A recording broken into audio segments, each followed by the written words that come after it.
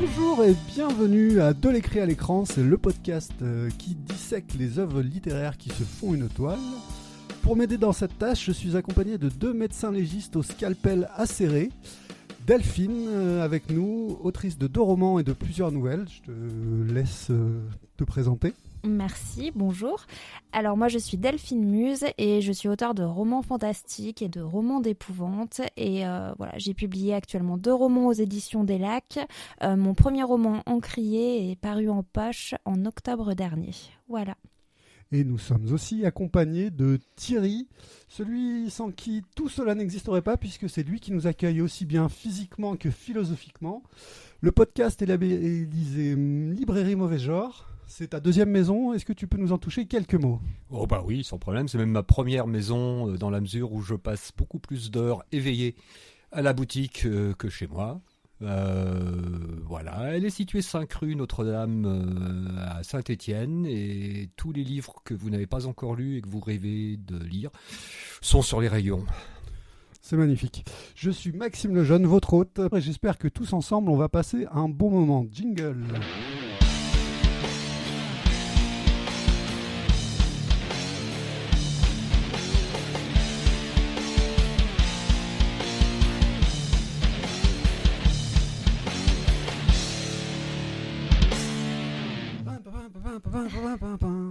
Tu fais très bien le jingle. Oui, je te remercie, tiens.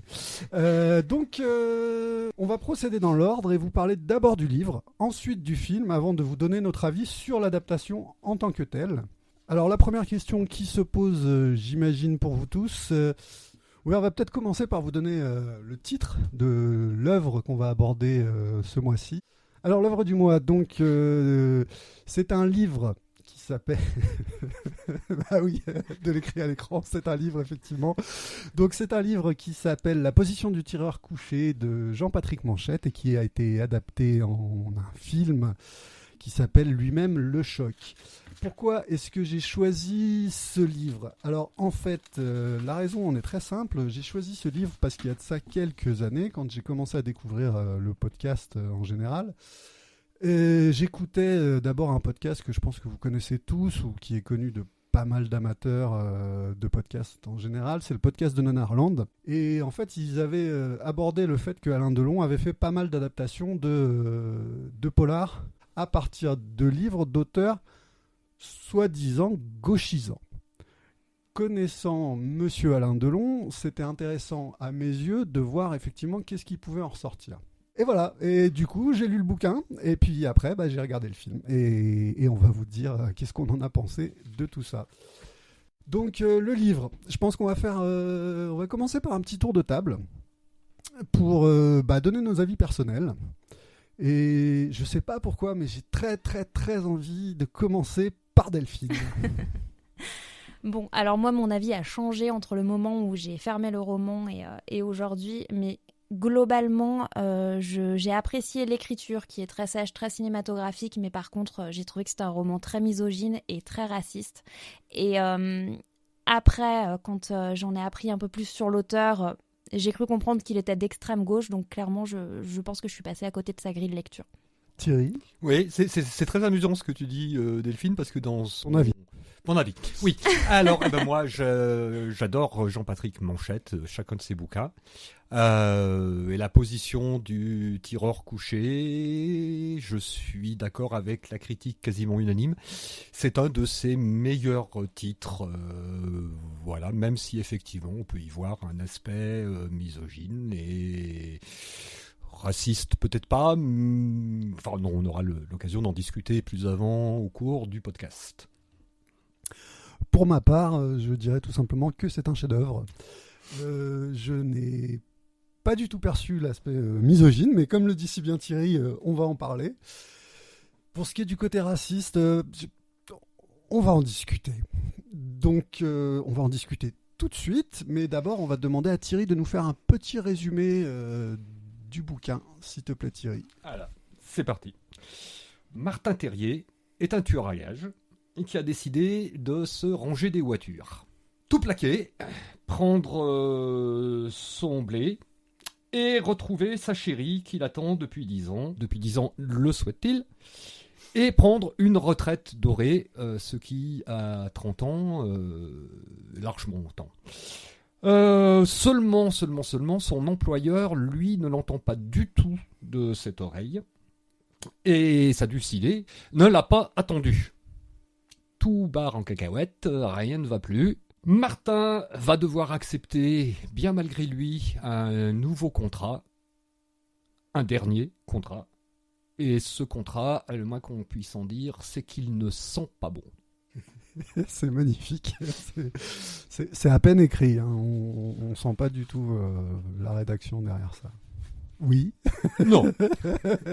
Ça s'appelle Préparer son podcast. Maintenant que tu nous as fait le résumé, Thierry, est-ce que tu pourrais nous en dire un petit peu plus sur cette œuvre en général, mais aussi sur son auteur et un peu peut-être sur le contexte historique, mais même littéraire de ce bouquin? Oui. Alors, pour le replacer dans la production de Jean-Patrick Manchette, la position du tireur couché vient juste après Fatal et également après Le Petit Bleu de la côte ouest, qui est considéré lui aussi comme un des chefs-d'œuvre de Jean-Patrick Manchette. Fatal, c'est un peu compliqué puisque Manchette travaillait pour la série noire. Et le manuscrit de Manchette était refusé par la série noire, qui le trouvait vraiment pas bon. Mais bon, ce sont des éditeurs, ils sont aussi là pour quand même faire au moins 3 repas chauds par jour. Et il a été édité en brochet, donc en grand format, aux éditions Gallimard. Et ça a mis Jean-Patrick Manchette très très en colère. Au moment de sa sortie, le livre coûtait 33 francs.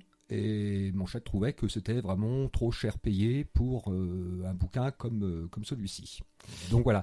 Donc il a décidé de se venger un petit peu avec la position du tireur couché, en ce sens qu'il a revu un petit peu tous ses codes d'écriture. Et c'est le premier livre de Manchette où il n'y a pas de contexte politique. Alors juste, je me permets de t'interrompre. Oui. Quand tu dis qu'il n'y a pas de contexte politique, dans un sens, est-ce que tu trouves pas que c'est quand même un livre qui est très politique ? C'est un livre politique. J'entendais contexte politique dans le sens où les bouquins précédents de Manchette, Nada, l'affaire Ngustro, pour ne citer que ces deux-là, s'inspiraient de faits réels et hautement politiques. Juste pour rebondir, il y a un événement politique, il y a une petite référence que j'ai trouvée sympa, du coup je la relève parce que je pense que ça va bien là. Il y a une référence à Kennedy. Alors, j'ai même noté la page, je ne l'ai pas fait à chaque fois, mais page 121, on parle de Martin Terrier et on dit est-ce qu'il s'appelle Oswald, votre mec ? Tout à fait. Voilà, donc petite référence au tueur de Kennedy. Puis il y a quand même tout l'aspect effectivement qui va venir après dans le récit d'une forme d'organisation parallèle qui serait une espèce aidez-moi à trouver le mot. D'émanescence de gouvernement pour mettre en place effectivement des coups d'État et des choses comme ça. Donc c'est vrai que le bouquin a été rédigé, on le sait, entre 79 et 81. Donc on est sous Giscard, on est quand même beaucoup dans la France-Afrique. On comprend que Martin Terrier, il a fait ses armes en Afrique. Terrier, c'est un soldat. C'est pas juste un tueur, c'est un soldat, c'est très très mis en avant. Moi, ce que j'ai trouvé très intéressant sur la lecture de ce personnage, c'est quand même le fait qu'il est... c'est un pauvre type, et je dis pas ça de manière péjorative, mais surtout c'est un soldat c'est un soldat sans cause, quoi, un peu. C'est quelqu'un qui s'est créé sa propre cause. Qui a un but, mais qui effectivement n'a pas d'idéologie. Et Delphine, tu vois quelque chose à ajouter ? Non. Voilà. Tu vas trouver quelque chose à ajouter, puisqu'en fait, on aimerait bien que tu nous parles un peu on va dire du style, du style littéraire, si ouais. La terminologie te convient. Alors, je peux vous parler effectivement du style, de la manière dont l'auteur écrit et de ce qui fonctionne très bien et qui fait en sorte que ce livre déjà court soit plutôt addictif et qu'on passe rapidement d'un chapitre à l'autre. Bon, déjà, les chapitres sont courts. En plus de ça, il y a beaucoup d'action. En fait, il n'y a pas un chapitre sans action. Et d'ailleurs, au niveau des descriptions, c'est très sommaire. Hein. Enfin, je pense que vous êtes d'accord. Même si, alors, pour le coup, c'est un point très positif. Je trouve que c'est un livre qui est très visuel. Enfin, moi, personnellement, j'avais l'impression de regarder un vieux film en noir et blanc. Et même s'il y a peu de détails, même si les descriptions sont très succinctes, eh ben, on a de la matière, on a de quoi voir ce livre.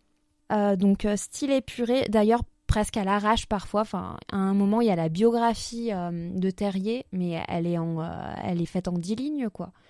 Et ça va super vite et on nous raconte tout, sa mère, son enfance, etc. Et... Donc voilà, ça va très vite. Il y a un suspense qui va crescendo avec, encore une fois, beaucoup de scènes d'action. On a l'histoire de l'appartement retourné, de la filature, de la mort de sa première petite copine, le colis du chat qui est absolument incroyable. On en parlera peut-être un peu plus après. Voilà. Je pense que tu peux nous en parler maintenant. Enfin, c'est comme, sauf si tu... Alors, du colis du chat. Par exemple, non mais après, si les exemples précis que tu souhaites aborder... Ouais, alors du coup, comme je vous disais, ça va très vite, il y a plein d'actions et c'est à chaque fois des scènes assez fortes. Donc Terrier arrive dans son appartement qui est tout dévasté. Donc nous, côté lecteur, on ne sait pas trop ce qui se passe. Son chat a disparu, voilà. On se doute que c'est son ex-copine qui vient de quitter, voilà, qui s'est un peu énervée, mais on ne sait pas trop, voilà. Un peu énervée. Elle a tout retourné. Après, il y a cette histoire de filature. Donc lui, il s'en va. Il vient d'annoncer au type pour qui il bossait, donc Cox, que pour lui c'était terminé, hein, qui s'en allait, sauf qu'il commence à être filé. Donc il y a cette histoire, ça va très vite d'ailleurs, enfin, je vous le raconte comme si c'était long, mais en fait ça se passe vraiment très très vite.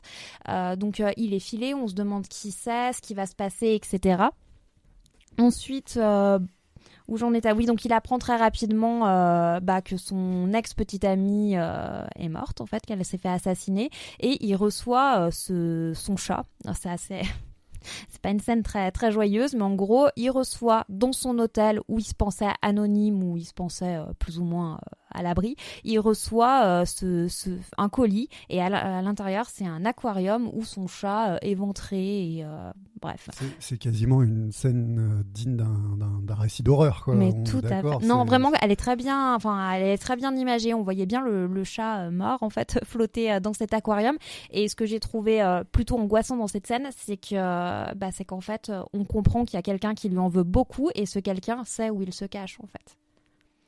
Et ce qui fonctionne, enfin ce que j'ai pas forcément apprécié, mais qui peut fonctionner, je pense, c'est cette histoire d'amour qui donne vraiment beaucoup de corps au héros, où vraiment il a une motivation, il a ce fantasme adolescent, voilà, qui veut retrouver. Donc c'est Anne dans le livre qui, ils se sont fait une promesse à 16 ou 18 ans, quand je reviendrai, tu m'épouseras, etc.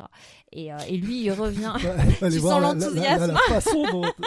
Donc Delphine nous a exprimé sa dernière phrase avec un enthousiasme détonnant. Hein, on sent que tu as été très touchée par J'ai été très touchée par cette histoire d'amour, vraiment. J'y repense.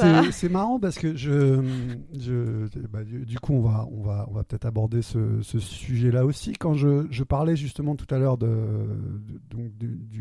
je décrivais Martin Terrier comme étant un pauvre type. L'expression n'est pas très bonne, hein, mais j'arrive pas à trouver un meilleur mot. Et c'est vrai que tu as abordé le fait que c'était une histoire adolescente, oui. Une histoire amoureuse d'adolescent. Et clairement, psychologiquement, c'est un ado. C'est un ado plein de colère. Quand on a ce chapitre, il y a un chapitre entier qui est consacré à son adolescence, à son histoire avec Anne. C'est pas un chapitre, c'est 10 lignes. Non, 10 lignes, c'est le passé de son père. Mais t'es sûr que c'est un chapitre complet? C'est un court chapitre, ouais. hein, mais ça tient sur un chapitre.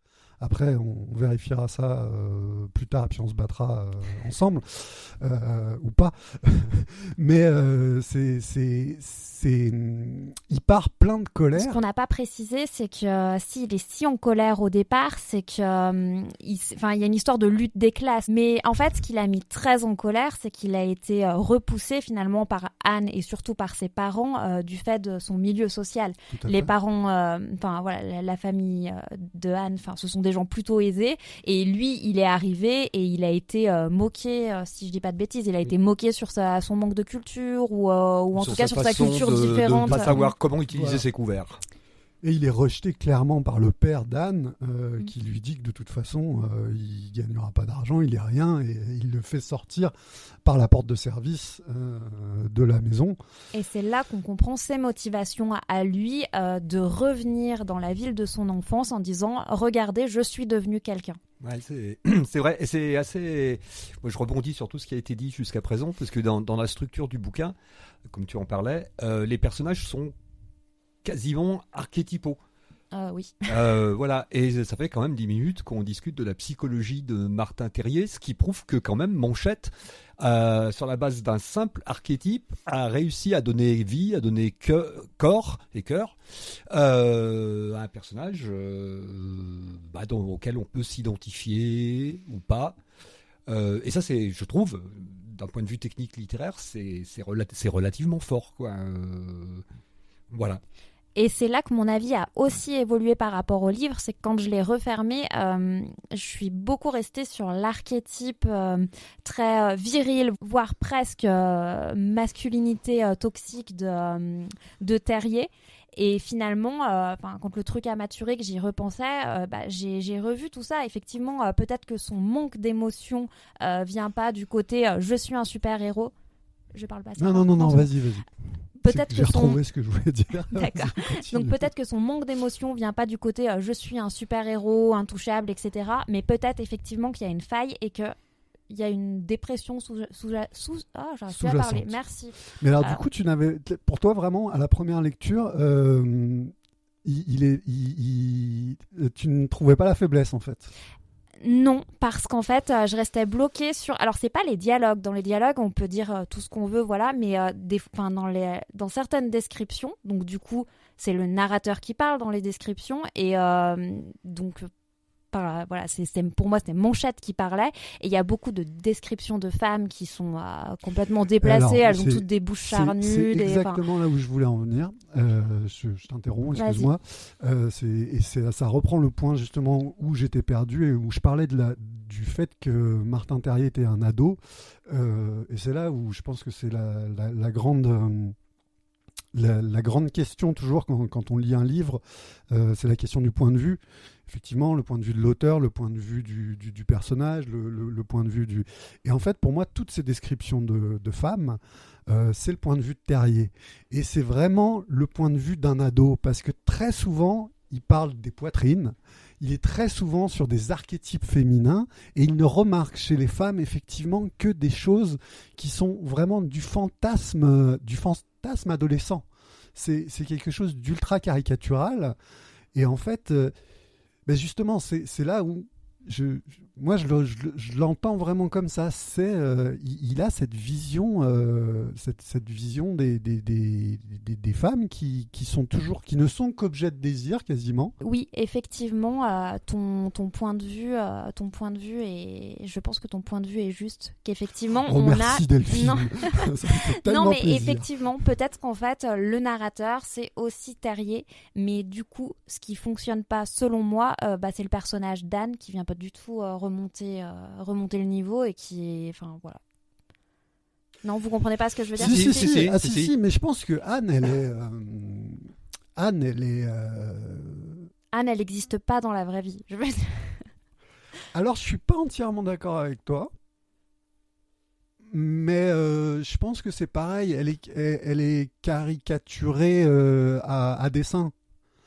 C'est que Anne, Anne, en fait, elle n'est l'image que de ce qu'elle renvoie à Martin. Et comme en fait, lui, il pensait retrouver la Anne de son adolescence, cette espèce de fantasme adolescent. C'est une femme qui s'est construite complètement, enfin qui a mûri. Elle lui dit à un moment, elle lui balance, je sais pas, donc c'est pareil, j'ai plus la phrase précise, mais elle lui balance, elle lui dit mais qu'est-ce que tu croyais que tu allais revenir et qu'on allait se retrouver à nouveau comme quand on avait 16 ans. Et mais 10 ans ont coulé sous les ponts et en fait elle a vécu une vie qui, semble-t-il, n'a pas été très heureuse. Elle aurait sans doute pu faire autrement. Là où je suis un peu d'accord avec toi, où elle est caricaturale, effectivement, elle aussi, mais à dessein, il me semble. C'est-à-dire que c'est pour qu'il soit encore plus perdu face à cette femme qui, de toute façon, ne correspond pas du tout à ce qu'il attendait, quoi. C'est un truc et il y a peut-être un sujet qu'il faudrait aborder quand même à propos de tous ces personnages, c'est l'alcoolisme. Parce que Martin, il a quand même déjà un joli palmarès, mais alors Anne, c'est Anne, elle est alcoolique. Enfin, elle est présentée. Alors, c'est pas, enfin, je crois pas que ce soit écrit clairement qu'elle est alcoolique, mais elle est présentée comme quelqu'un qui a besoin de boire. Ouais.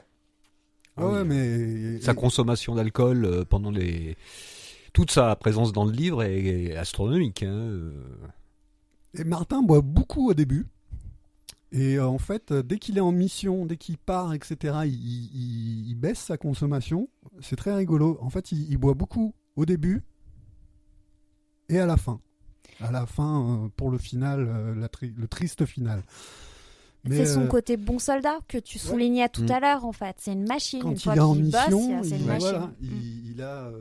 Mais c'est, je pense, c'est pas un. Voilà, c'est son côté bon soldat, mais c'est son côté bon soldat pas caricatural non plus à mes yeux. C'est-à-dire qu'effectivement, c'est pas le soldat super-héros comme on pourrait rencontrer.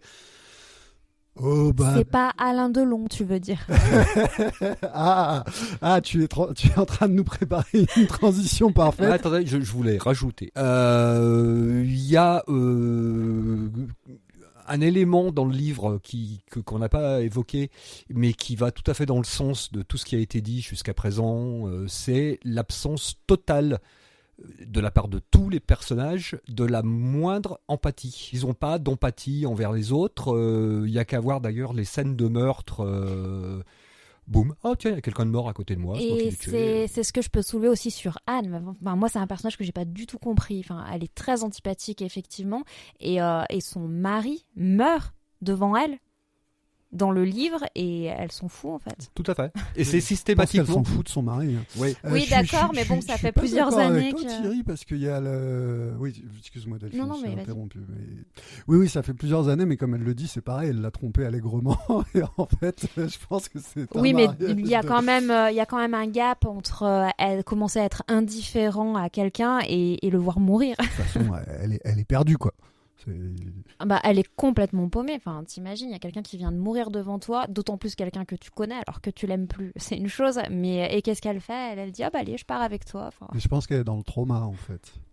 Mais après, sur l'empathie, je suis pas d'accord, Thierry, parce qu'en fait, il y a la mort de Stanley. Le noir. On spoil un peu, voilà. mais voilà, on aurait peut-être dû le dire au début. On spoil beaucoup. Voilà, oui, on spoil complètement. Et moi qui essayais de ne pas spoiler. Ouais, non, mais on spoil. Donc il y a un personnage qui est longtemps appelé le noir. Hein, c'est pas nous qui avons décidé de l'appeler comme ça. Et quand Stanley meurt, Martin va boire un verre à sa à son souvenir. Honneur, à son souvenir, il va trinquer tout seul dans un troquet à sa mémoire. En fait, il y avait une confiance entre ces deux personnages, entre Stanley et Terrier, et oui, c'est aussi ce qui donne du corps au personnage de Terrier, qui pour le coup. Puisqu'on est là, Stanley, c'est celui qui va faire rentrer Terrier dans. Je reprends la terminologie du film, mais j'en ai pas d'autre qui vient. Dans une organisation, dans l'organisation. C'est vrai, oui, c'est vrai. Est-ce que vous voyez quelque chose à ajouter sur le livre ? Oui, alors sur les descriptions, il y a très très peu de descriptions. Moi, c'est quelque chose qui m'a marqué et c'est assez fréquent chez Manchette et chez les auteurs du néo-polar, polar français des années 60, fin des années 70, dont Manchette est considéré comme le père spirituel. Voilà. Les descriptions les plus poussées sont sur les vêtements des différents personnages. Alors on a la matière du jean, le pull, il est fait avec telle laine, patati patala. On a les lieux, surtout les intérieurs, qui sont vraiment décrits un peu plus que le reste.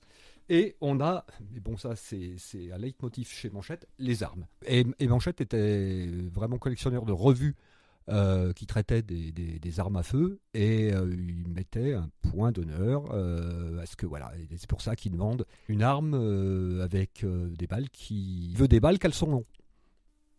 Des quoi? Des balles caleçon long. Des balles caleçon long. Une balle caleçon long. Bon ok, elle est ratée. Ah, qui a le son. Ah oui, d'accord. Ah ouais, oh là là. Oh, merci Thierry. Je pouvais pas m'en empêcher, je t'avais promis que j'en mettrais une quand même, une vanne. Elle est belle, elle est belle. Celle-là, elle est tellement bien que alors vraiment, on va pas la couper. Hein.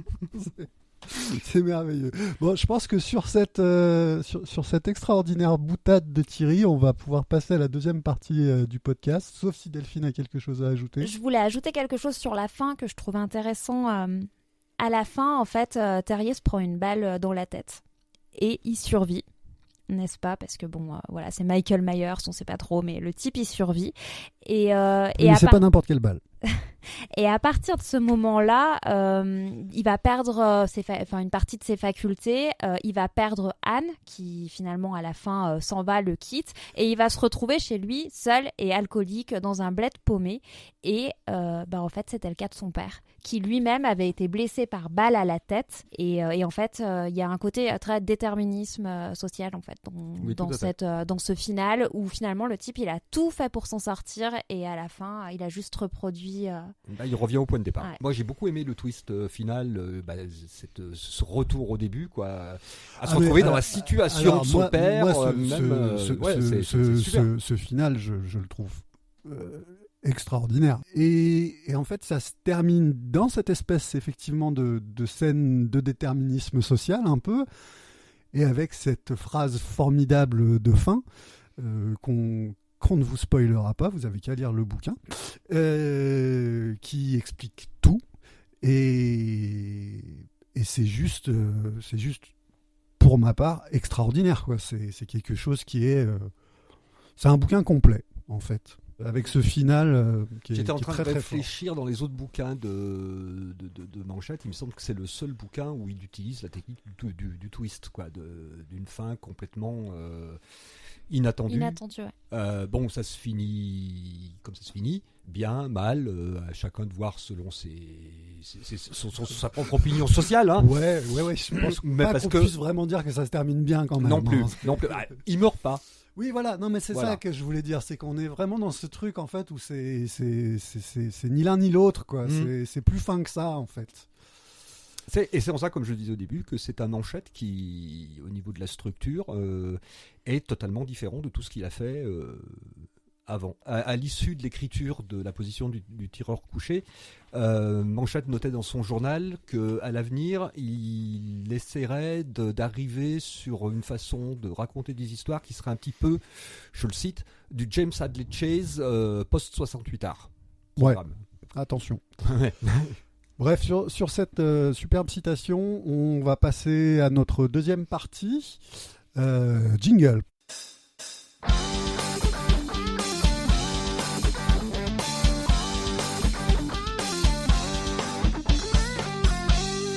Alors, on va traiter de l'adaptation de la position du tireur couché. Laquelle? Il y Parce en a que eu deux. t'as vu les deux, peut-être? Absolument pas. T'as raté quelque chose, moi je te le dis. Alors on va parler de la première adaptation de la position du tireur couché qui s'appelle Le Choc, qui a été réalisée en 1982 par quelqu'un dont je vais dire beaucoup de bien d'ici quelques minutes, par Robin Davis, donc.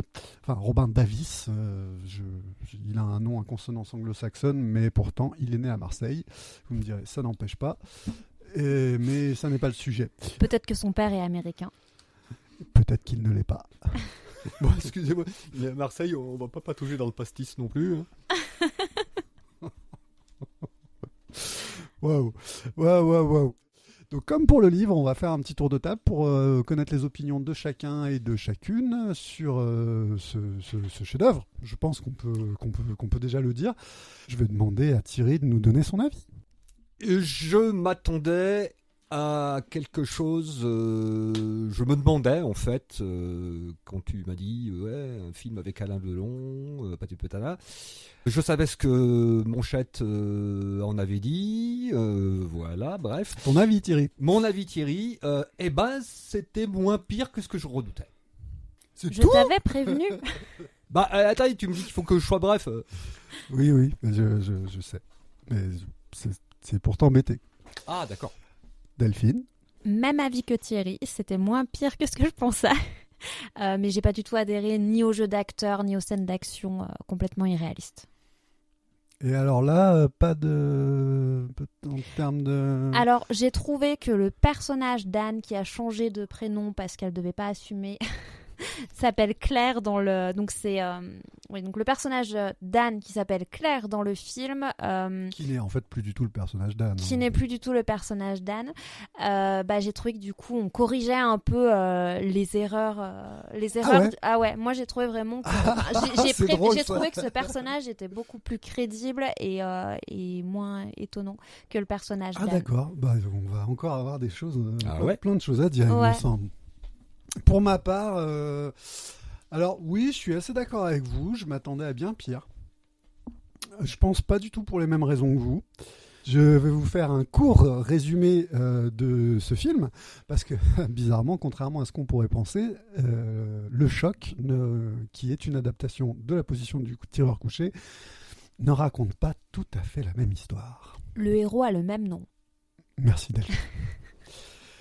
Donc effectivement, le héros a le même nom, et justement, mon court résumé de ce chef-d'œuvre commence par le nom de notre héros.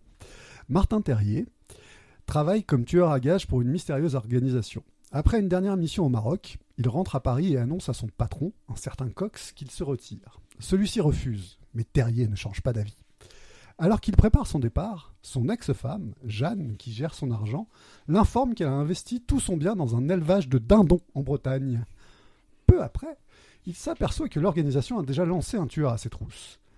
Après s'être débarrassé de celui-ci, il part pour la Bretagne et rencontre Claire et Félix, les exploitants de son élevage de dindons. Claire tombe amoureuse de Terrier. Mais un jour, un groupe de terroristes allemands débarque à l'exploitation. Terrier a en effet exécuté leur leader des années plus tôt. Il parvient à leur échapper avec Claire, mais c'est désormais qu'il ne sera plus en sécurité nulle part. Alors, ouais, en plus on fait même la bande sonore. Dans un entretien accordé à Nicolas Saada en 2006, Paul Schrader, revenant sur l'intégralité de sa carrière, dira à propos de son film American Gigolo que, pour expliquer à Richard Gere la psychologie de son personnage, il lui a montré Alain Delon dans Le plein soleil de René Clément. Regarde ce type. Il comprend qu'il lui suffit d'entrer dans une pièce pour qu'on ait l'impression qu'elle s'illumine. Delon en est parfaitement conscient, et c'est ce que le personnage de Gere doit également comprendre. C'est pas mal ici, mais maintenant que je suis là, c'est encore mieux. Si je vous ai lu ce petit extrait, c'est parce qu'en fait j'ai un peu l'impression qu'à un moment ou à un autre, on va tous s'acharner sur Delon. Et personnellement, je trouve que c'est un petit peu trop facile. Donc je vais juste m'exprimer avant de revenir vers vous sur en fait un personnage que j'ai eu le malheur de rencontrer, sur un personnage que j'ai eu le malheur de rencontrer via un bonus présent sur le Blu-ray du DVD. Sur le Blu-ray. Qui est le réalisateur de cette œuvre, qui s'appelle Robin Davis, donc personnage dont j'ai toujours déjà parlé tout à l'heure, Robin Davis, de Marseille, quoi. Si en plus je fais les assassins. On n'est pas sorti. On En est plus, ça mort. fait plus sud-ouest que. Ah ouais, mais il est né à Marseille, c'est pas de ma faute. Ah, mon Oui. accent, tu veux dire? Ouais, non. Tu trouves Robin Davy? Tu veux que je le refasse? Non, ça va, on peut circuler. Ouais, c'est bon. Allez, on avance. On avance. Alors, Robin Davis, donc dans cette interview qu'il donne sur le Blu-ray, en fait, c'est une caricature, le mec. Il est prétentieux, mais c'est pas croyable. On a l'impression que le type a réalisé 150 chefs-d'œuvre. Et Robin Davis, j'en avais jamais entendu parler. Et du coup, c'est vrai que quand on voit cet entretien, en fait, le monsieur se défausse de tout, en fait, notamment beaucoup sur Delon. Et la première de ses excuses, c'est en gros, c'est pas ma faute, c'est la faute à Delon qui voulait plus jouer un anti-héros. Ok, Robin, c'est bien. Dans ce cas-là, t'avais qu'à pas faire le film. Pour moi, le plus gros problème, en fait, limite de ce film, c'est qu'en fait, on sait pas ce que c'est. On ne sait pas si c'est un polar, on ne sait pas si c'est une comédie, parce qu'il y a des aspects franchement comiques. Enfin, une comédie qui fait peut-être pas exprès, hein, mais... J'allais le Une dire, parodie, tu veux dire? Une parodie, oui. Et même Une encore parodie. le comique dans une parodie. Voire même une romance, quoi. Donc voilà, donc en fait, je voulais juste te dire que Robin, c'est bien beau d'en mettre plein la gueule sur les autres, mais à un moment, faut regarder un peu ton travail. C'est pas pour rien si ton dernier film pour le cinéma, il y avait Florent Pagny dedans. Et puis à un moment, faut arrêter de te la raconter comme ça. Cela étant dit, on va juste très très rapidement faire un petit point box-office. Le Choc sort en 1982. Ça fait 1 495 325 entrées. Vous avez vu, j'ai fait des recherches. Et ça donne. Enfin, ça veut dire quoi? Alors, en gros, il se situe 24e sur 50. Donc 50, c'est pas l'intégralité des films qui sont sortis au cinéma cette année-là, tu t'en doutes. Mais pour vraiment avoir un ordre de comparaison, le premier cette année-là, c'est L'As des As, avec Belmondo, qui fait 4 821 863 entrées.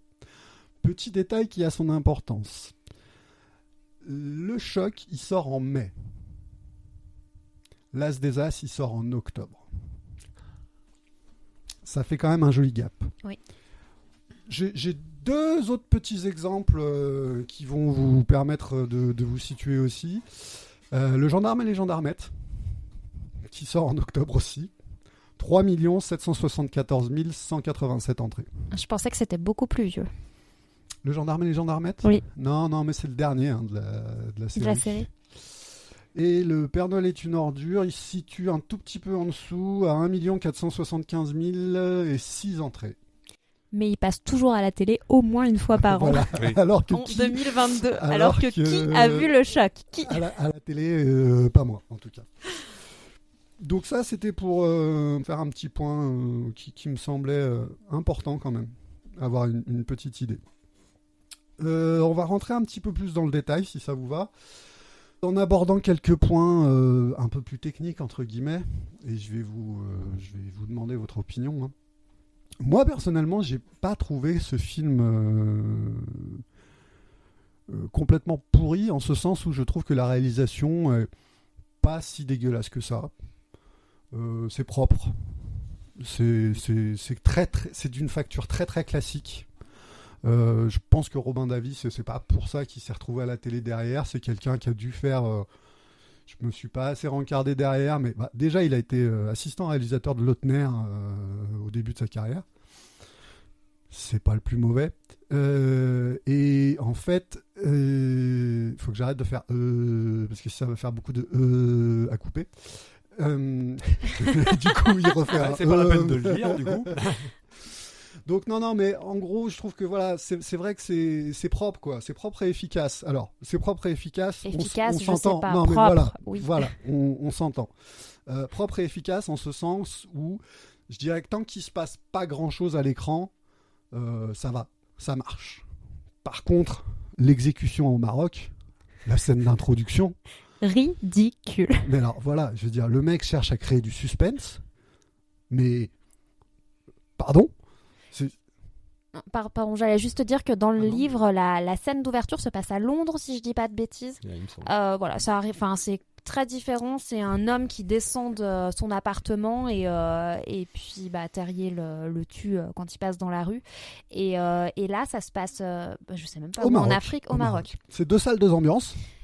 Et ils font de la calèche. Ouais, ils font de la calèche et genre on est censé pas, enfin, la scène commence que tu sais déjà qu'est-ce qui va se passer pour bien parler français et en fait il y a pas de suspense quoi, c'est mal découpé, c'est mal monté, C'est mal joué. il y a rien qui est joué.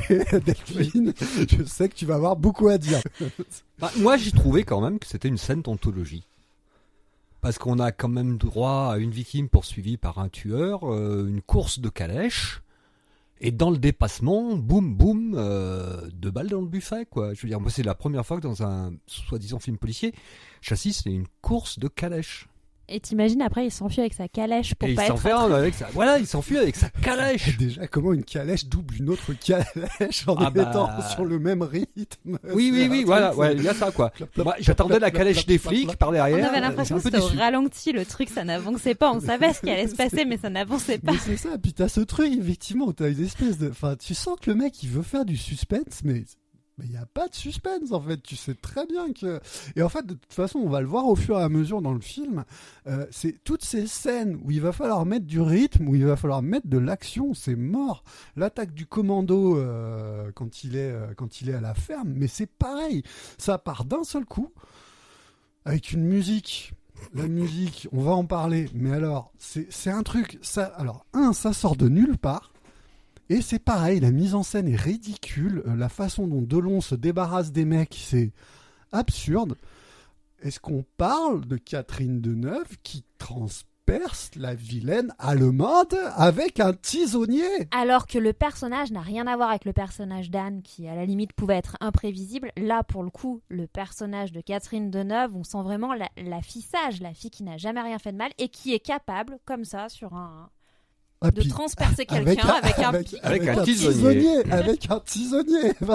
Elle transperce un buste. Hein, c'est solide un buste. Hein, c'est pas, tu vois. Mais en fait, elle fait beaucoup de muscu à la ferme. C'est ça. Oui, non, mais je veux dire, il faudrait réhabiliter quand même la profession de paysan. C'est un travail physique qui donne du muscle, de la tonicité musculaire et une aptitude à réagir face à une situation inattendue, de la meilleure et dangereuse d'une façon totalement efficiente. D'accord, ok Thierry. Bon, après, on va pas y passer 3 heures, hein, mais l'attaque du repère de Cox, c'est pareil. Enfin, voilà. En fait, on est sur ces scènes d'action qui ne sont pas des scènes d'action, quoi. C'est mou. En fait, moi j'ai vraiment eu l'impression, alors c'est pas un reproche vraiment envers Alain Delon, peut-être qu'on lui a demandé de jouer comme ça, mais j'ai vraiment l'impression que c'était une ode à Alain Delon. Il arrivait et, alors comme on disait dans le livre, Martin Terrier a peu d'émotions, mais alors là, Alain Delon, mais il est en dessous encore, il a creusé et il est en dessous. On va parler de Delon, hein, on va en parler. Là, moi, je dirais que même presque Delon, il peut rien, quoi. C'est que. Du coup, il n'y a pas de tension, tu vois, parce qu'il arrive, en fait, il sait qu'il va y arriver. Ah oui, alors oui, ça sur ces différentes scènes, oui, c'est sûr que ce qui n'aide pas en plus, c'est que de toute façon. On sait que le mec va s'en sortir parce que c'est Alain Delon. Ça, c'est sûr que ça joue beaucoup. Mais tu vois, tu prends les polars de Bébel dans les années 80, qui ont souvent été réalisés par des mecs qui avaient quand même un peu plus de bagages. Les scènes d'action, ça dépotait un peu plus, quoi. T'étais un peu moins dans l'ennui. Je dis pas que c'était toujours non plus exceptionnel. C'est convenu. Oui, pas toujours, parce que alors moi j'ai beaucoup aimé la scène de la mort de Cox. Donc le type récupère son flingue. Ouais. Il y a 2 personnes en face de lui. Alain Delon qui le tient en joue, n'est-ce pas? Voilà. Et puis il y a l'autre gars qui a posé son flingue pour ouvrir le coffre. Et sur qui Cox tire-t-il en premier? Sur le gars qui a posé son flingue. Bah oui, mais parce qu'on va pas tuer Alain Delon. Oui, mais il aurait pu le rater. Il aurait pu le blesser, au moins. Ah, au moins. Non, mais voilà, puis il y en a plusieurs comme ça, quoi. Je veux dire, suite à ça, quand le copain lui dit c'est moi le méchant, c'est moi qui t'ai envoyé les Allemands et tout. Donc là, on spoil encore. Hein. Là, il y a un vrai problème parce qu'en plus, Martin a capté que Michel avait tué son épouse. Hein. Je ne sais pas si vous vous souvenez. Puisqu'il trouve les poils de chat, etc. On ne sait pas ce qui se passe. Il va quand même dans le repère de Cox avec lui, il se laisse quand même mettre en joue et tout. Donc on est effectivement, comme tu le disais Delphine, toujours dans ce truc où en fait il sait tellement qu'il va s'en sortir que... Ouais, du coup on tremble pas pour lui en fait. Et puis lui non plus, c'est un peu plat. Voilà, mais du coup c'est un peu plat, il y a pas et puis il y a même pas d'émotion, il pourrait être en colère, mais non, il y a rien qui après ce qui est Robin Davis explique encore une fois dans ce, même si moi je remets quand même beaucoup en question tout ce qu'il explique dans son interview, hein, il y aurait eu un premier script, si j'ai bien compris, qui aurait soi-disant plus correspondu au roman. Bon, il n'y avait pas de Michel dans le roman, il n'y avait pas de... Mais effectivement, alors, est-ce qu'il y a eu des manipulations, sachant que le scénar a été écrit à 4 mains, hein, on le voit, notamment par les mains d'Alain. En fait, c'est complètement foireux, parce que c'est pareil, on a cette espèce de scène où Alain découvre que... Ouais, on l'appelle Alain, on l'appelle pas Martin, parce que je pense qu'à ce stade, c'est plus Martin Terrier, c'est Alain Delon. C'est ça. Découvre effectivement que Michel l'a trahi et a tué son ex-femme, donc celle qui lui a récupéré l'élevage de dindons, hein. Et en fait il s'en fout, quoi, il réagit pas, donc on sait pas où ça mène. C'est quelque chose de c'est très ça mène à se dire que Michel c'est franchement un gros rigolo, quoi. Parce que, arrêtez-moi si j'ai mal compris le truc. Ouais. Il a tué l'ex-femme de Delon, qui garde son argent. Ouais. Donc il vole l'argent. Ouais. Comment cet argent se retrouve dans le coffre de Cox, alors que, je sais pas si le mec, le truc c'était, je veux prendre le fric, il tue la nana, il prend le fric, il se casse. Non, mais il y a un gros bordel de toute façon, hein. C'est un truc où... Parce que moi, tu vois, le personnage de Michel, je le trouve pas inintéressant. On comprend à un moment qu'il est camé. Alors moi perso, je trouve que cette scène au tout début, quand Alain rentre de chez lui et débarque dans son appartement, qui ne correspond en rien à l'appartement de Martin Terrier dans le roman. Effectivement, le personnage de Michel, qui est, je trouve, assez bien interprété par, excusez-moi, je regarde sur mes notes, Étienne Chicot. On parlera un peu du casting plus tard, si vous le souhaitez. Je trouve que le personnage n'est pas dégueu, quoi. Puis il est pas mal joué. Et le retournement à la fin apporte quelque chose aussi. Ça m'a un peu rappelé dans le livre, en fait, Maubert, qui finalement n'est pas la personne qu'on pensait qu'il était. Ouais, mais ça n'a ni queue ni tête. C'est pas clair, quoi, tout ça. Mais du coup, voilà, moi je trouve que le mec joue bien. Et moi perso, voilà, c'est vrai que cette scène entre Alain Delon et Michel au tout début, quand Michel dit que sa mère est morte, etc. J'ai dit il y a un petit truc, je sais pas extraordinaire, mais il y a un petit truc. J'ai pas trouvé. Là, vous allez me jeter des cailloux à la tronche, mais j'ai pas trouvé qu'Alain Delon était mauvais à ce moment-là. Il est dans le Alain Delon, mais je trouve que voilà, il est assez juste dans son Alain Delon. La musique. Alors, avant tout, la musique, c'est un monsieur qui s'appelle Philippe Sard. Philippe Sard, c'est plus de 200 compositions. Il a travaillé avec parmi les plus grands noms du cinéma français. Mais alors là, il s'est passé quoi ? Il n'y a que moi qui trouve qu'on dirait la soupe aux choux ou... Je sais pas. Moi, je me suis posé la question quand il a composé la musique du film. Est-ce qu'il avait vu le film ? Oui. Alors c'est ce qu'il dit dans une interview qui est aussi présente sur le Blu-ray. Et je cherche les ennuis. Il est détestable. Le mec a l'air d'en avoir rien à foutre à un point. Il parle de la fameuse scène où Alain débarque au milieu des dindons. Et il est très fier de sa composition très baroque, tu sais. En disant ouais, voilà, ouais. Et puis en fait, il parle de comment la scène a été tout. Puis mais moi, je m'en fous, je voulais faire ça et tout. Ouais. Je dis, ah ouais, bah tu t'en fous vraiment quoi. Ouais. À ce stade, tu t'en fous. Ouais, parce que Philippe Sard, il a quand même composé des Moi, BOF assez sympas. Alors, Philippe Sard, il a composé notamment pour Lautner. Il a composé pour Tavernier. Il a composé pour... je trouve plus son nom. Mais enfin, effectivement, il a quand même quelques grands noms du cinéma français dans son palmarès. Je vous avoue, honnêtement, je suis incapable de ressortir une musique de tous les films que j'ai vus. Après, je suis pas un très très grand spécialiste de ce cinéma-là. Mais pour le coup, voilà, juste là, il s'est passé un truc, quoi. Je sais pas. Ah ouais. Alors pour information, Philippe Sard, c'est le frère de Alain Sard, qui est producteur du film, qui est producteur de beaucoup de films aussi. C'est un gros producteur français. Et qui a eu quelques démêlés avec la justice, #MeToo, il n'y a pas très longtemps. Quelle surprise. Étonnant. N'est-ce pas? Un plus positif à mes yeux. Moi, j'ai trouvé la photographie magnifique. Mais t'étais ironique? Non, du tout. Ah non, du tout. Parce que du coup, quand t'as dit ça, ça m'a rappelé une scène absolument ridicule, mais effectivement que j'ai trouvée très belle. C'est la course-poursuite en voiture quand Catherine Deneuve, désemparée, s'enfuit en voiture parce qu'elle vient de se fâcher avec son mari et que Alain Delon la poursuit et que la voiture fait une embardée sur la plage.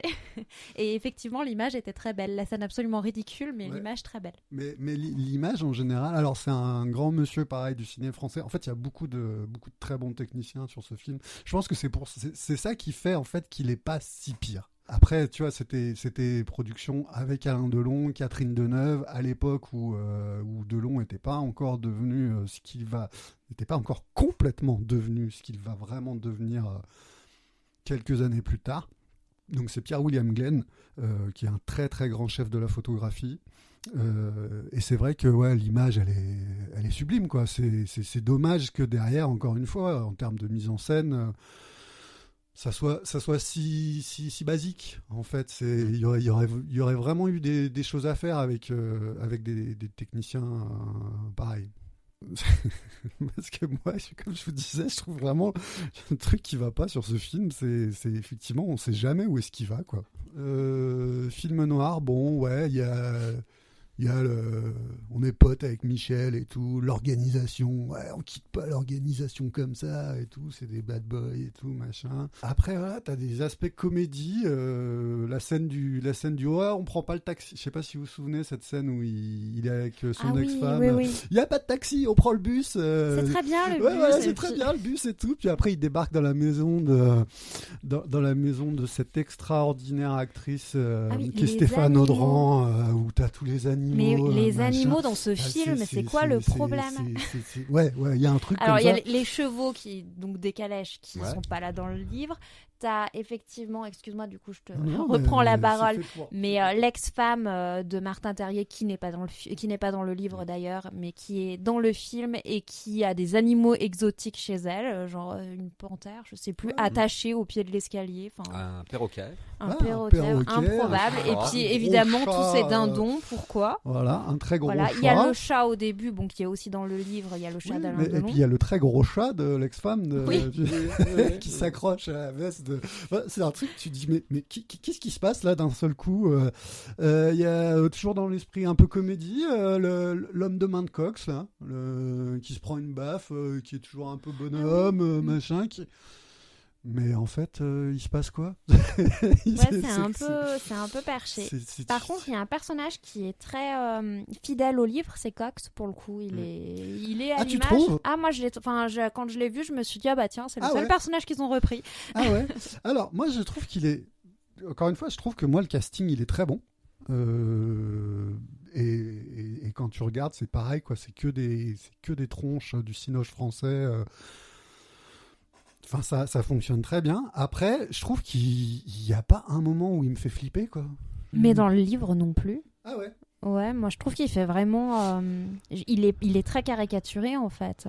Tu vois, le type qui pense qu'à bouffer, assis sur sa chaise et qui attend que le temps passe. T'as compris, toi, le coup de la jambe de Cox dans le film? Attends, c'est quoi la jambe de Bah, Kant? tu sais, genre. Il a une patte folle, hein. Ouais, il a une patte folle. C'est pour ça que Ah, et c'est pas le cas dans le livre. Enfin, je Non, me non, rappelle pas. c'est Non, pas. non, c'est pas le cas. j'ai même pas. Ça m'a pas. Non, il y a une espèce de truc comme ça avec sa jambe.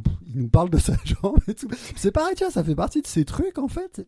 Ça mène nulle part. Il y a des éléments comme ça, tu sais pas pourquoi il y a ça. Alors qu'ils n'ont pas du tout creusé le passé de Terrier dans le livre. Alors les gens qui n'ont pas lu le livre, du coup, doivent vraiment se dire, mais ce personnage est une façade en fait, parce que finalement, tout le poids, tout le corps en fait qu'on lui donne dans le livre, il transparaît pas. Absolument pas. Ouais, c'est. Faut le prendre tel qu'il est quand il arrive. C'est Delon.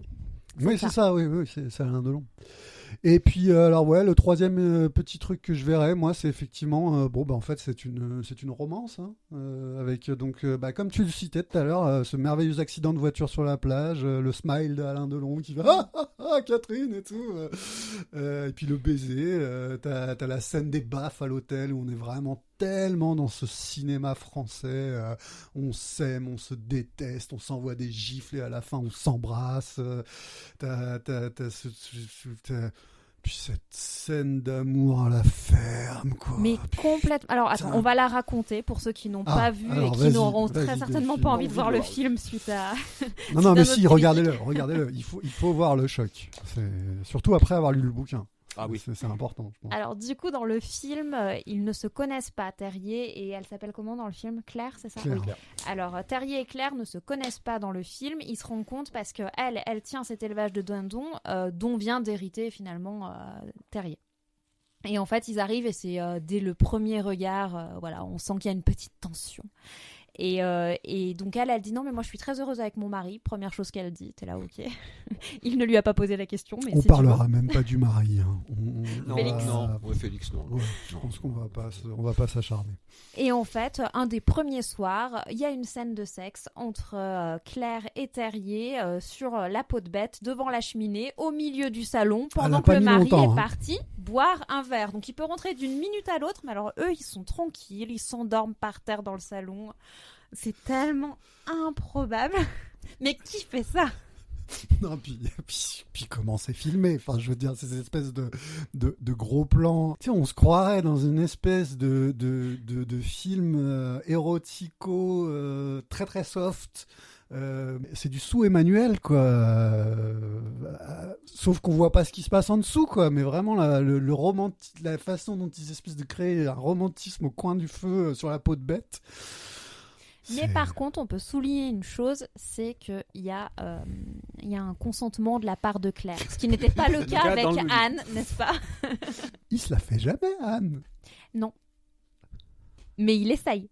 Elle a beau dire non, il essaye. Et puis, pas. Ah oui, c'est vrai que du coup, c'est elle qui est très demandeuse, mais en même temps, elle dit oui et non, quoi, parce que on repart dans le livre, hein, pour que vous nous suiviez. Bah oui. Anne, elle arrive à l'hôtel, elle se déshabille tout en lui disant c'est fini entre nous, ça fait 10 ans que cette histoire est terminée, etc. Et en même temps, elle se déshabille, puis finalement, il se passe rien. Et c'est vrai qu'il se passe jamais rien, puisque finalement, elle se tape Maubert, là, où je sais plus son nom, à la fin. À la fin.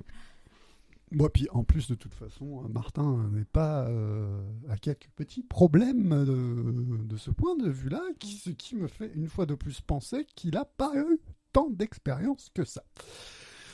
Dans le livre. Dans le livre, toujours dans le livre. Alain ne peut pas avoir de problème. Alain n'a jamais eu de problème. Je pense que même aujourd'hui encore, Alain n'a pas de problème.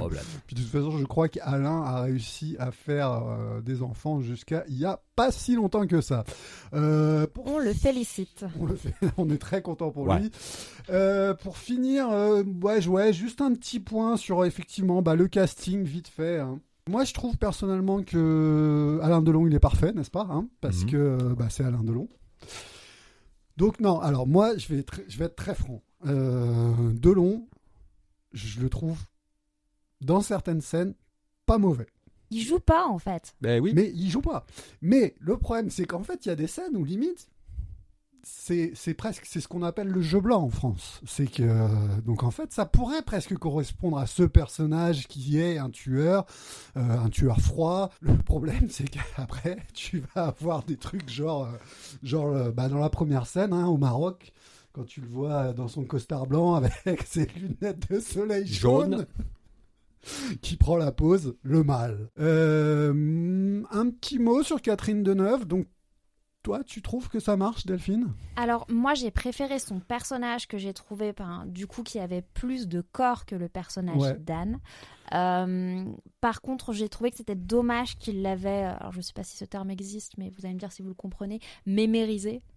C'est-à-dire qu'elle a vraiment, elle a un look, j'ai pas compris. Alors autant Anne, elle était hyper débridée, autant Catherine Deneuve, donc Claire, là, c'est limite ceinture de chasteté, quoi. Elle a des robes qui lui arrivent aux genoux, et elle pourrait, ils auraient pu montrer une facette plus féminine de ce personnage, une féminité plus assumée de ce personnage, mais par contre oui, je l'ai préféré par rapport à Anne.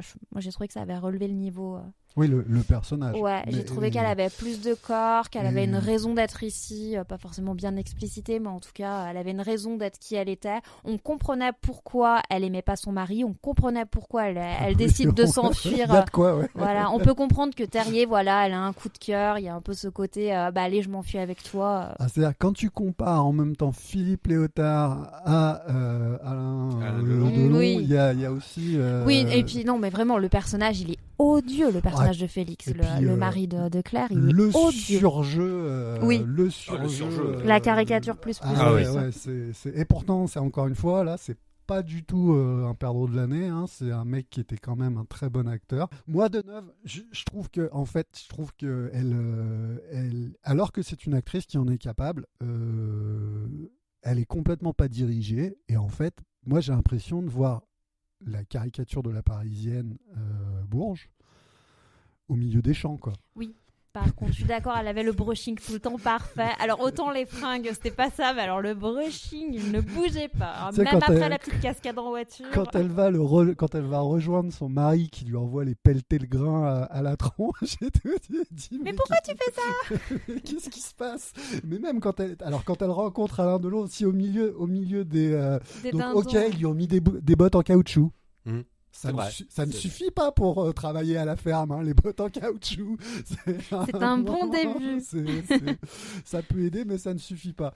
Bref, je pense qu'on est complet sur le film, à moins que vous ayez des choses à ajouter. Ouais, moi, j'ai pas bien compris la toute dernière scène, là, quand il lui propose de partir en Indonésie. Et ils y vont en hélico. Non, mais ils rejoignent l'aéroport. Ouais, non, alors... Est nul, alors, j'avais encore quelques notes, parce que, le final où on court ensemble vers l'hélicoptère avec un grand smile, et c'est limite, on n'est pas en train de rigoler, quoi. C'est... Waouh. Alors, il faut savoir qu'il n'est pas du tout diminué, Alain Delon, à la fin du film, contrairement à Martin Terrier. Non. C'est-à-dire, on va en parler un petit peu dans la dernière partie. Je pense qu'on va accélérer. Mais il n'est pas du tout diminué, mais parce que Alain Delon n'est pas diminué. Et il garde la fille. Bah oui, bien sûr. Mais, de toute façon, c'est Alain Delon. C'est pas possible autrement. Mes chers amis, rapidement, est-ce que c'est une bonne adaptation ou pas? Ah oui, jingle, pardon.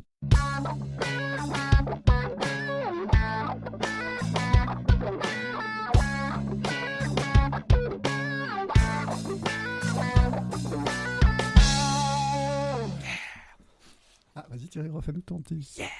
Ah, voilà. Delphine, bonne adaptation ou pas? Plus près du micro, Delphine. Mais je parle pas. Même, c'est pas grave. Est-ce que c'est une bonne adaptation? Alors après, c'est vrai qu'il j'ai bien aimé le fait que ce soit différent. Enfin, en tout cas, j'aime bien quand le film ressemble au livre, mais ça ne me dérange pas que ce soit quelque chose de complètement différent. Et là, en l'occurrence, ça ne m'a pas dérangé que ce soit complètement différent. C'est ni une bonne ni une mauvaise adaptation. Il y a des choses qui sont mieux maîtrisées que dans le livre et beaucoup de choses qui sont beaucoup moins bien maîtrisées. Il y a beaucoup moins de fond. Le livre est mieux, si c'est la question. Mais...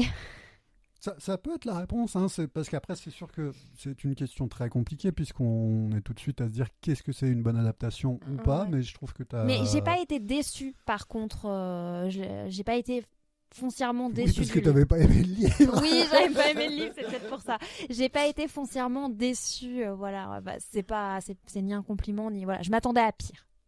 Et du coup, je ne trouve pas que ce soit une très mauvaise adaptation. Je ne la regarderai pas à nouveau et je la conseillerai à personne. Mais voilà. Est-ce que tu relirais le livre ? Je pourrais relire le livre parce que du coup j'ai un autre regard quand même d'avoir beaucoup étudié, mais lu comme ça en one shot la première fois je me suis dit mais c'est quoi. En fait ils m'ont fait une blague et ils vont me dire non mais c'est pas ça le livre.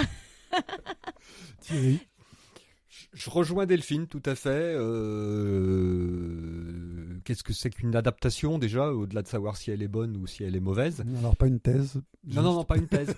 Je trouve que le squelette du livre, si on le cherchait dans le film, ce serait un boulot pour un médecin légiste. C'est ce que nous sommes, je vous le rappelle. Hein. Tout à fait. Mais nous pouvons nous le permettre, donc je me le permets. Je veux dire... Oui, je m'attendais à quelque chose de vraiment mauvais. Finalement, j'ai l'impression d'avoir regardé un honnête téléfilm.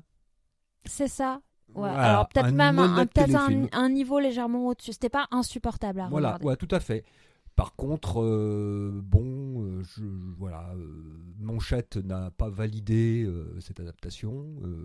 On peut comprendre pourquoi. Est-ce qu'il en a validé d'autres ? Je crois qu'il n'en a validé aucune. Mais par contre, il avait l'habitude, chaque fois qu'Alain Delon lui disait « je veux adapter un de tes bouquins », il lui disait « ouais, tout de suite ». Parce qu'il y avait des jolis chèques. Parce que voilà, il fallait bien manger.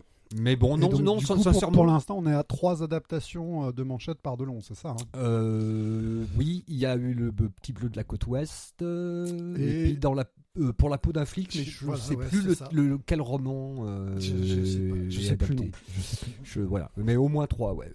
Non, mais sinon, oui, voilà, un film rigolo par moment, involontairement rigolo, qui tombe jamais vraiment dans le polar, le vrai polar, je veux dire, mais qui passe, voilà, j'ai pas vu le temps passer, je veux dire... T'as préféré le bouquin ?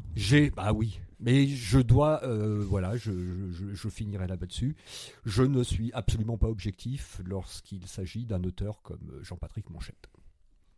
Pour ma part, j'ai préféré le bouquin, il n'y a pas de doute.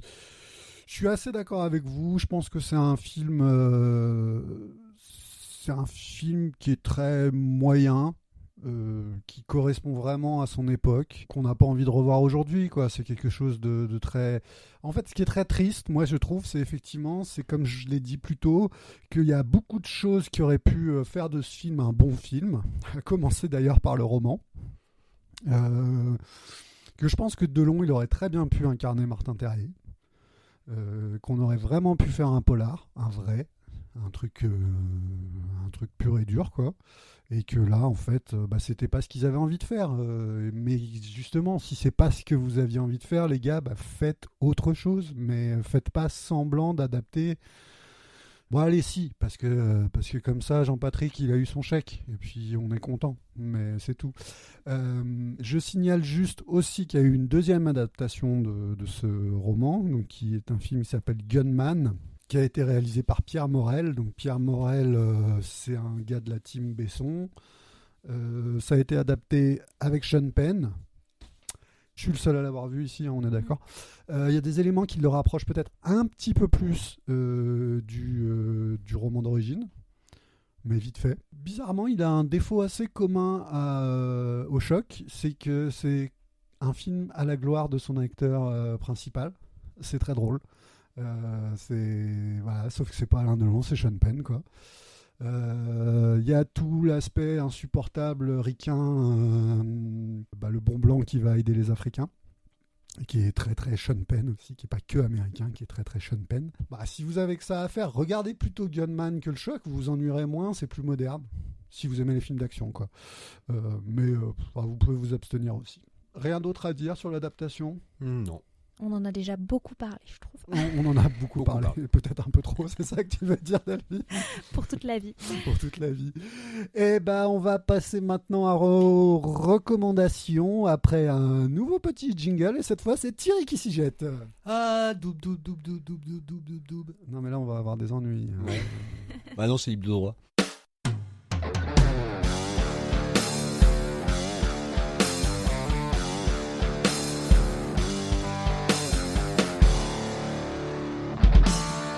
Delphine, qu'est-ce que tu nous recommandes aujourd'hui ? Alors, je vais vous recommander Billy Summers de Stephen King. C'est son dernier sorti. Et si j'ai choisi ce roman, c'est parce qu'il met aussi en scène un tueur à gages. Et pour le coup, c'est très moderne. Est-ce que tu l'as lu, Thierry ?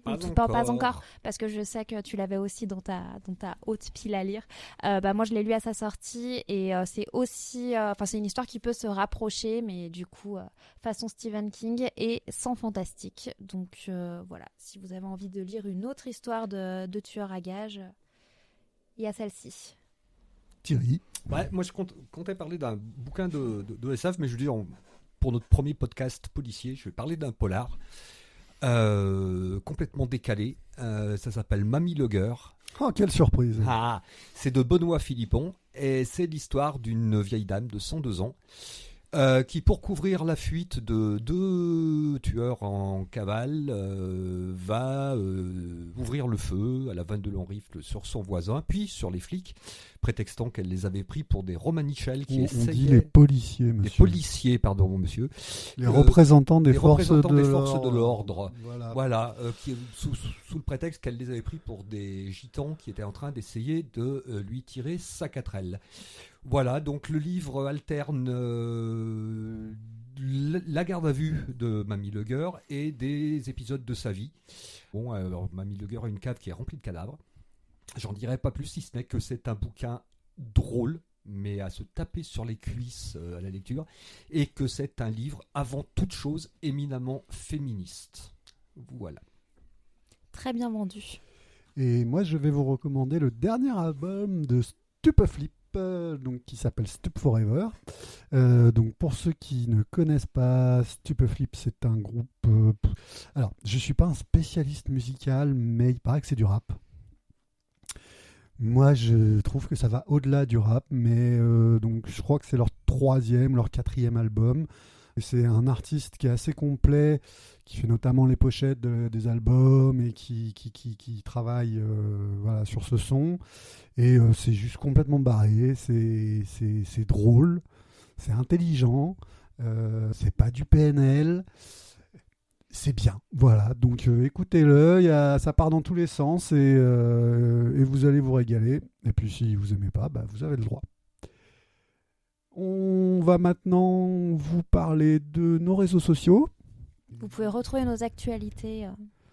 C'était ça que tu voulais dire. Merci Delphine. Ouais, donc, parce qu'en fait, on n'a pas encore de réseaux sociaux au nom du podcast. Ah voilà. Merci Delphine. Donc pour l'instant, vous pouvez effectivement retrouver nos actualités sur la page Facebook de la librairie Mauvais Genre. On est bien d'accord, Thierry ? On est bien d'accord.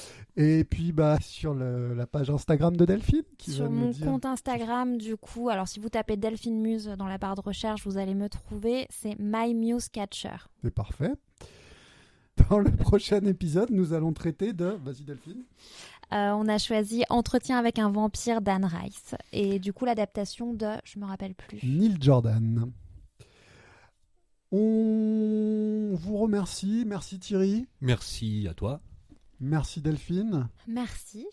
On remercie très très chaleureusement Terry, qui est la personne qui nous a aidés pour toute la technique audio, parce qu'en fait on est des branques, ça s'entendra sans doute sur ce premier épisode, mais voilà, ça fait longtemps, je pense qu'on avait tous plus ou moins envie d'essayer ce format là, le podcast. J'espère que ça vous plaira.